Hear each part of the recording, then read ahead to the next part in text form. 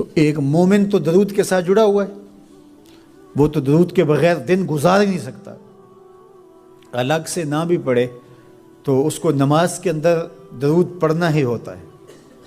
درود ابراہیمی تو نماز کا حصہ بنا دیا گیا اور اس کو کثرت کے ساتھ درود پڑھنے کی ترغیب دی گئی۔ تو درود ایک ایسا وظیفہ ہے کہ جو اپنی زندگی میں جتنا زیادہ شامل کر سکتے ہو اتنا زیادہ شامل کر لو۔ ویسے بھی درود پڑھنے سے بچوں میں تقدس پیدا ہوتا ہے، بچے پاک دامن رہیں، عفت مآب رہیں، ان کی طبع میں تقدس رہے۔ آپ چاہتے ہیں، ہر ماں باپ چاہتا ہے، اور پھر دور موجود کے اندر جو فتنے ہیں تو بہت ضروری ہے کہ ہماری اولادیں تقدس مآب رہیں، تو ان کو درود کی ترغیب دو، تو اس کا عملی نتیجہ یہی ہوگا کہ ان میں تقدس کا جوہر پیدا ہوگا اور ان کی عصمت کی حفاظت رہے گی۔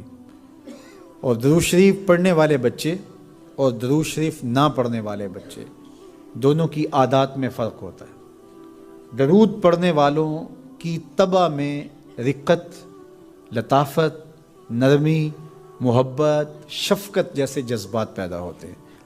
یہ درود شریف کا عملی نتیجہ ہے۔ بعض لوگوں کو شکایت ہوتی ہے کہ ہمارے بچے بڑے اکھڑ ہیں، بڑے تند مزاج ہیں، بڑے سخت گیر ہیں، تو اس کا علاج کیا ہے؟ تو اس کا علاج یہی ہے کہ ان کو درود کی تسبیح دو۔ درود اکڑ توڑ دیتا ہے، طبیعت کی تندی نکال دیتا ہے، طبائع کی تلخیاں ختم کر دیتا ہے، محمد عربی کے نام کی مٹھاس پیدا کر دیتا ہے۔ حضور کا نام شہد سے میٹھا ہے، دل آویز ہے، کھنڈ میں اتنی مٹھاس نہیں ہے، شکر اور گڑ میں اتنی مٹھاس نہیں ہے، شہد میں اتنی مٹھاس نہیں ہے، قند اور نبات میں اتنی مٹھاس نہیں ہے جتنی نام محمد میں رکھی گئی۔ ان کا نام لبوں پر آئے، میٹھا میٹھا منہ ہو جائے، ان کے بول بہاروں جیسے اور اصحاب ستاروں جیسے، ان سا پیارا اور نہ کوئی، ان سے بچھڑ کے لکڑی روئی، جب وہ سیر کو جایا کرتے سر پہ بادل سایا کرتے۔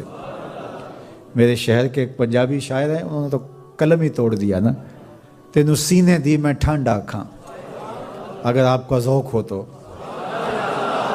تینوں سینے دی میں ٹھنڈ آکھاں، شہد گلاب تے کھنڈ آکھاں، تینوں نبیاں دا میں لاڑا آکھاں، تیرے ہجر دے وچ میں ہاڑا آکھاں۔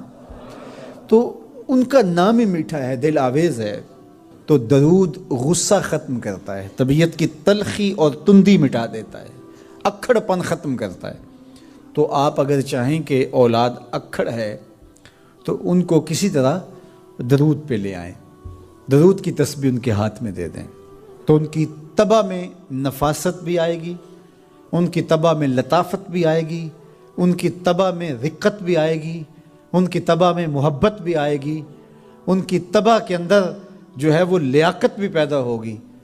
درود پڑھنے والا بچہ ذہنی استعداد میں درود نہ پڑھنے والے بچے سے بہتر ہوتا ہے۔ یہ بھی آپ تجربہ کر کے دیکھ لیں، دو بچے برابر ذہنی استعداد رکھتے ہوں اور ان میں سے ایک بچہ درود پڑھتا ہو اور ایک درود نہ پڑھتا ہو، تو درود پڑھنے والا بچہ آگے ہوگا۔ یہ درود کی برکتیں ہیں، یہ درود کی رحمتیں ہیں۔ تو درود کثرت سے پڑھنا اپنی اولاد کو سکھائیں گے۔